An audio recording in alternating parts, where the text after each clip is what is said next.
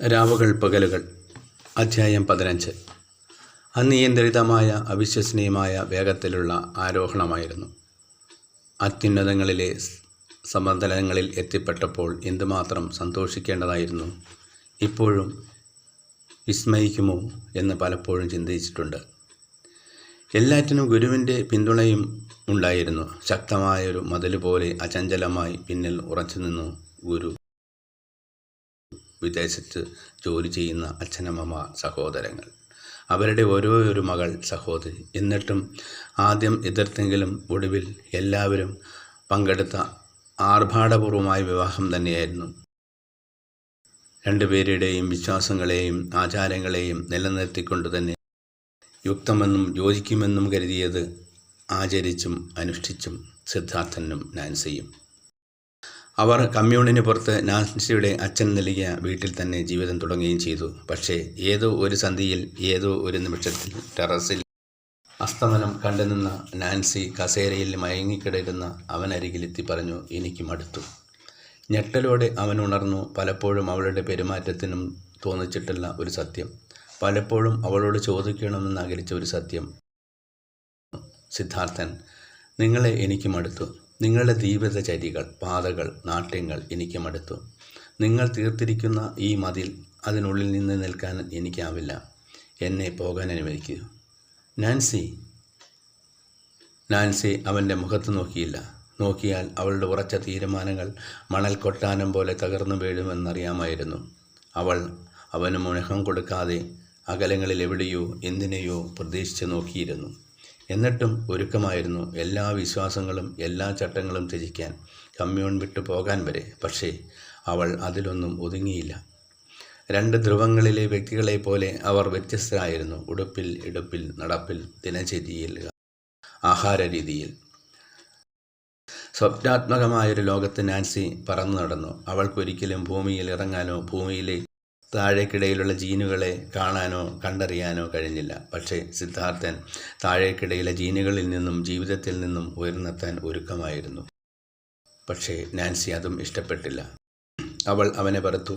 അവൻ അവൾക്ക് അനുയോജ്യനല്ലെന്ന് കണ്ടെത്തി തീരുമാനിച്ചു.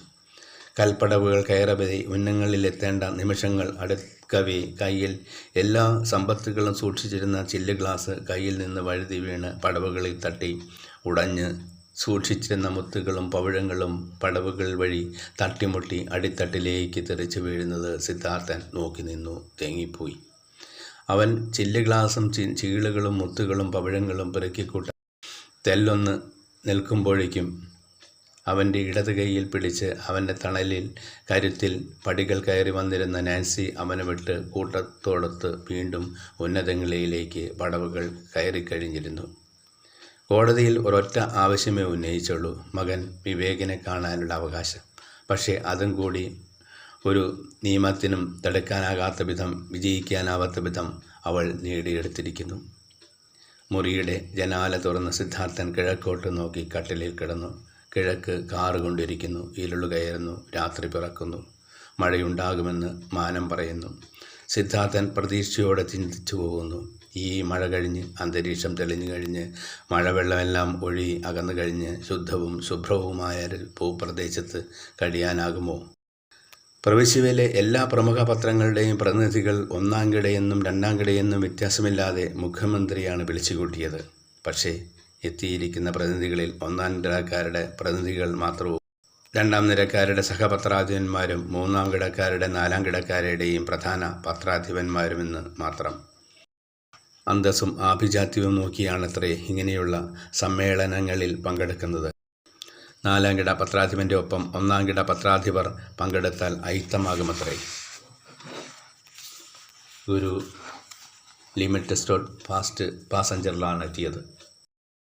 ഒന്നാം കിടക്കാരും രണ്ടാം കിടക്കാരും പത്രം ഓഫീസിലെ കാറുകളിലും സ്വന്തം കാറുകളിലും ഒക്കെയായിരുന്നു. മുഖ്യമന്ത്രി പ്രസംഗിച്ചു. പത്രസ്വാതന്ത്ര്യം ദുരുപയോഗം ചെയ്യാനുള്ളതല്ല. പ്രത്യേകിച്ച് മതേതര രാജ്യമായ അവികസിതമായ നമ്മുടെ രാഷ്ട്രത്ത് പുരോഗമനപരമായിട്ട് ആവശ്യമായിട്ട് എന്തെല്ലാമാണ് ചെയ്യാനുള്ളത്. പക്ഷേ ഇവിടെ ചില പത്രക്കാർ ഒരു പ്രത്യേക വ്യക്തിയെ, വിശ്വാസത്തെ ധ്വംസനം ചെയ്യത്തക്ക വിധത്തിൽ വാർത്തകൾ, ഫീച്ചറുകൾ പ്രസിദ്ധീകരിക്കുന്നു. ശരിയല്ലെന്ന് അറിയിക്കാനും അതിനെതിരെ സർക്കാരിൻ്റെ നിലപാട് വ്യക്തമാക്കുവാനുമാണ് ഈ സമ്മേളനം വിളിച്ചു കൂട്ടിയത്. ഞാൻ സൂചിപ്പിക്കുന്നത് ഭഗവാൻ സച്ചിദാനന്ദനെക്കുറിച്ചാണ്. അദ്ദേഹം ജനക്ഷേമപരമായ പലവിധ പ്രവർത്തനങ്ങളിൽ നമ്മുടെ പ്രവിശ്യയുടെ ഹൃദയത്തിൽ തന്നെ വിശ്വാസം നേടിയ ആളാണ്. രാഷ്ട്രത്തിൻ്റെ തന്നെ പല വിശേഷ രാഷ്ട്രത്തിൻ്റെ വിശ്വാസവും ആർജിച്ച അദ്ദേഹമാണ്.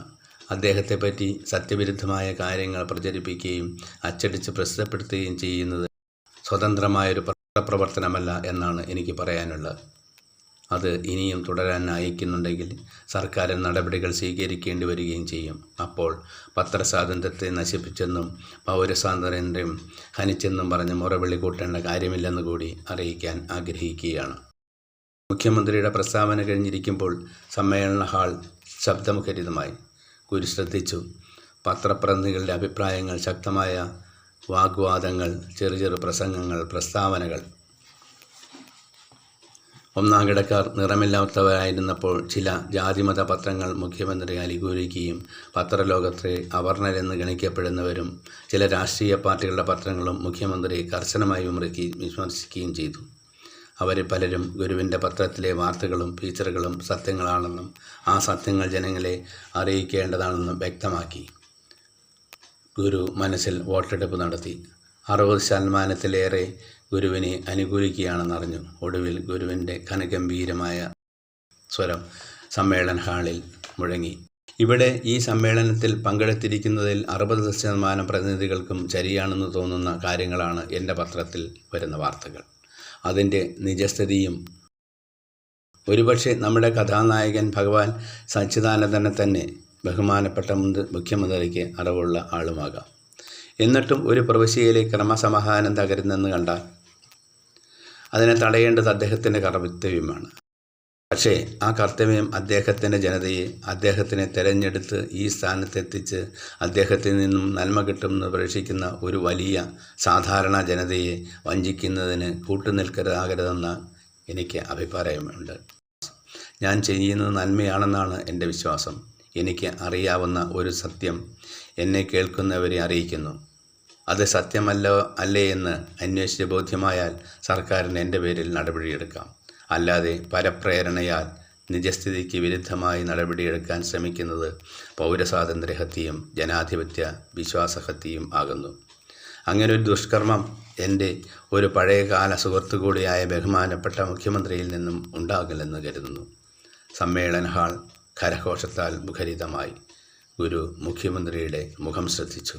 വിളറി വെളുത്ത് മരവിച്ച് ഗുരുവിൻ്റെ മുഖത്ത് ഒരു പുഞ്ചിരി വിടർന്നു.